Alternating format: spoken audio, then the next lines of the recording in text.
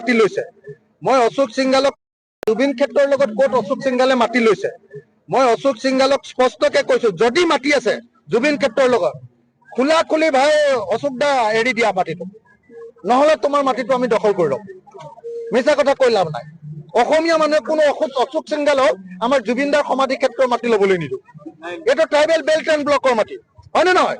ইয়াত ট্ৰাইবেলসকলৰ এখন সমাধি ক্ষেত্ৰ আছিলে, তেওঁলোকৰ সমাধিৰ কাৰণে আমি অলপ মাটি উলিয়াই দিব লাগিব, আৰু বাকী মাটি আমি সম্পূৰ্ণৰূপে জুবিনদাৰ ক্ষেত্ৰৰ কাৰণে উলিয়াব লাগিব। মই আজি ইয়ালৈ আহিছো, মোৰ অহাৰ উদ্দেশ্যটোৱে হ'ল মই ইয়াত জুবিনদাক সেৱা ল'ম, আৰু সেৱা লৈ মই পাহাৰৰ মাটিখিনি চাবলৈ যাম। কাৰণ অশোক সিংঘাল বাহিৰৰ পৰা আহিছে, অসমত গোটেই মাটি দখল কৰিছে। তেওঁ অকল কামটো অকল অসমৰ মাটি বেদখল কৰি অসমৰ মাটি লৈ অসমত বিল্ডিং বনোৱা ২ নম্বৰ বিল্ডাৰ তেওঁ। আৰু হিমন্ত বিশ্ব শৰ্মাই উদক ভেটৰাখীয়া পাতি অসম লুণ্ঠন কৰিবৰ কাৰণে মন্ত্ৰী পাতি দিছে অশোক সিংঘালক।